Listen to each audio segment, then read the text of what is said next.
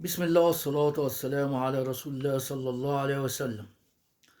انتشر في اليومين اللي فاتوا خبر، يعني ممكن نقول خبر وممكن نقول إشاعة، لأن أنا مش متأكد من المصدر بتاعها. الخبر بيقول إيه أو الإشاعة بتقول إيه، واللي يهمنا مناقشة الكلام ده، مش تأكيد إنه خبر أكيد 100% ولا إشاعة. فالمقولة بتقول زيزو في الأهلي. يعني إيه زيزو في الأهلي؟ يعني والد زيزو بيعرض زيزو، احمد مصطفى زيزو والده بيعرضه على النادي الاهلي في يناير. بيقول احنا جاهزين للتوقيع في يناير، باعتبار ان هو يحق لاحمد مصطفى زيزو انه يمضي لاي نادي في يناير، لان عقده يخلص بنهاية هذا العام. ف الخبر بيقول كده او المقولة بتقول كده او الاشاعة بتقول كده. اللي يهمنا بقى احنا ايه؟ نمرة واحد، سؤال: هل كواليتي زيزو غير موجود في الاهلي؟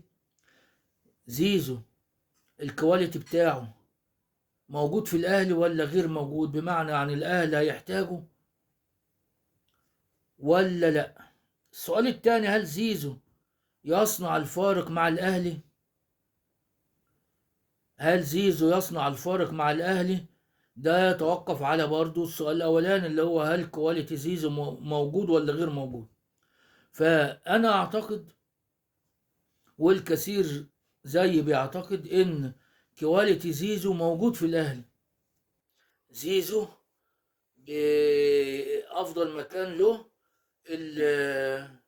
الجناح اليمين. عندنا في المكان ده حسين الشحات، عندنا طاهر محمد طاهر، عندنا احمد عبد القادر لما يرجع ان شاء الله، فعندنا بيرسي تاو، فعندنا اللاعب المغربي رضا سليم، ساعات بيلعب يمين وساعات شمال. فعندنا أجنحة زي كواليتي زيزو. أنا مش هقول زيزو وحش، لا، زيزو لعيب محترم ولعيب جامد وكويس، لكن زيزو موجود زيه في الأهلي. الأهلي محتاج من يحدث الفارق في بطولة كأس العالم الجديدة في أمريكا 2025. فالكواليتي بتاع زيزو موجود. طيب السؤال التاني اللي قلناه: هل زيزو يصنع الفارق مع الأهلي؟ نفس الإجابة، مش هيصنع الفارق، لأن الكواليتي بتاعه موجود وزيه زي اللعيبة الموجودة. فالسؤال التالت بقى: أرقام زيزو هي اللي هترد بقى إذا كان الكواليتي بتاعه موجود ولا لأ، وهل يصنع الفارق ولا لأ.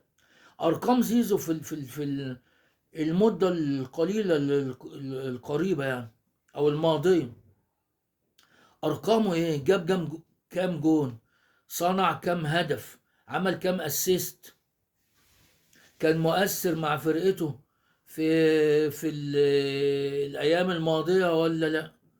فارقام زيزو بتقول ان هو جاب جون واحد في، اعتقد في مده موسم او اكتر او اقل، يعني ما، والاسيستات مفيش او تكاد تكون معدومه يعني.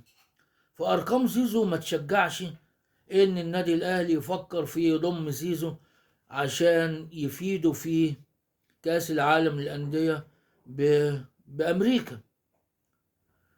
طيب السؤال الأخير بقى لحضراتكم: ما رأي حضراتكم؟ اكتبوا لنا في التعليقات، هل زيزو مفيد فعلا للأهلي لو جه على سبيل الإعارة مثلا 6 شهور؟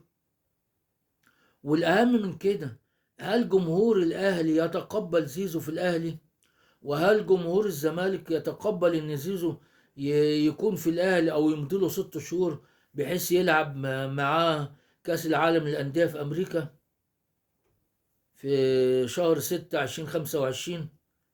فنرجو من حضراتكم كتابة تعليقاتكم، ونشوفكم على خير قريبا إن شاء الله، ونقول السلام عليكم.